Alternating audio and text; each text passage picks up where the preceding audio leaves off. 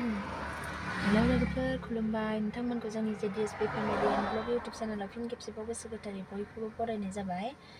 ओमफ्राय नोंथांमोननि सिगाङाव मोनसे गोदान ब्लग लानानै फैलायबाय आरोना लोगोफोर। नोंथांमोना आंनि भिडिअखौ नायनो मोजां मोनोब्ला जोबजासिम नायलांदो। लोगोसेनो चेनेलाव गोदानब्ला लाइक शेयार कमेन्ट आरो साबस्क्राइबबो खालामनानै होदो लोगोफोर। ओमफ्राय सेम ड्रेसआ एखेयानो माने बिराद गाजा जादों आरोना ड्रेसखौ आङो माने माबाल' लाना फैदों कुर्ताखौनो लाबोनो रोङाखै आरोना आङो माबाल' प्लाज'ल' लानानै फैदों। नै बिथाङा जा गय जासिनो उन्दुनो ओंखारना आंबो जागोन गोरलैखौ आंनो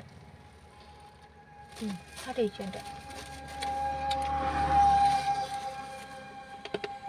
नोंबो फाथै जालायो नालाय गयानो जोबसिगोन फाथै जानो खुगार साफाना थैया दे थैनायाथ' थैया ओमफ्राय माबायनो बुजिनाय जानो नागिरा।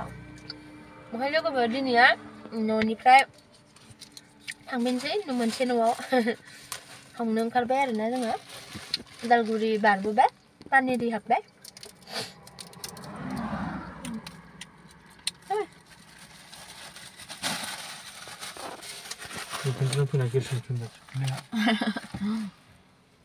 ओंखाम जाबोबाय जोङो लोगोफोर माने माबा ओंख्रिया दालि पानिलाव भाजा मोनानि बोरमा बेदर आलु भाजा दावदै रुनाय जानानै फैबाय आरो।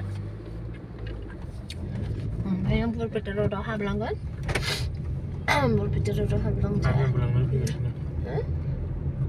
आइमोनबो फैदों माथो जोंना आइमोनबो फैगोन आरोना लोगोफोर। आइना दाखालि आं ब्लग लायाखै बानानै सरासतिनि नेक्स्ट दिना हायो आइनियाबो सरबक खामारगावआवमोन ओमफ्राय एकाउन्टआ बिनाबो ट्रेन्सफार खालामनानै लाबोबाय आंनिखौ लांबाय। आंनाबो दा आधार कार्डजों लिंक बानायलांनांसिगौ आरो बरपेटा र'डआव। ओमफ्राय लोगोफोर बिराद गिदिर बिपद जाना दं आरो जोंहा रौतायावहाय आइनि बिनानावनि हौवाया माने आदैया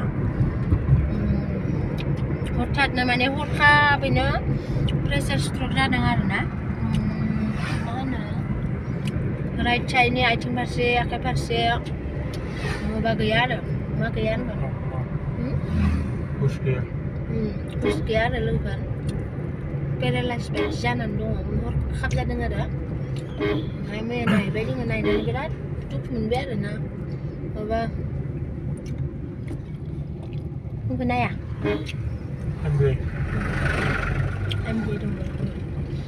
मैया नायबाय जोङो दसे जोंबो गोबाव थानो हाला माने नङाबालाय सानसे साननैबो थानानै नायनो हागौमोन आरो जोंबो माबायदि जायो माबायदि मायो। दा इसोरासो मिथिगौ आरोना मा खालाम मोजां जाबाथ' मोजांमोन। बिराद माने बिराद हरखाब जाब्रबनायखाय बिराद बोरैबा मोनो आरोना नायनानै। हरिसिंगायाव दा थेरापियानो गोबानो लाबोदों। बिराद दुखु मोनबाय आरो मैया नायनो थांनानै बिराद गाबनोबो ओंखारबाय आङो। गोबावनि उनाव फैनाय माने जोंखौ फैबाथाय खेबफ्रोमावबो जाहोआ लोंहोआ बिदि हगार हरा आरोना जोंनावसो जाहोहैनो हाया जोङो। ओमफ्राय खिन्थु खेबफ्रोमबो माने जोंखौ लिंहरो आरो जोङो रायज्लायदोंसोमोन हरावनो जाना थाबाय नेक्स्ट दिना जों माने मैया मंगलबारावहाय थांगोन बिदि होननानै रायज्लायदोंमोन आरोना। ओमफ्राय माने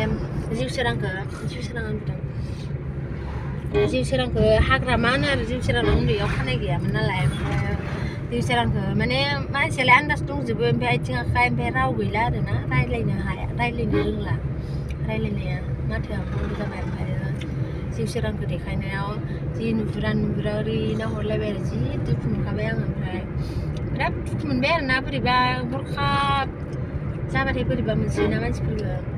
जों थेवबो गारना फैबाय आरोना जोंबो गोजाननि नालाय थाबाय थानो हाया थांलाय फैलायबो खालामब्रबनो हाया बिदिनो आरो लोगोफोर मानसिनि जिबनना माला मा जायो मिथिया।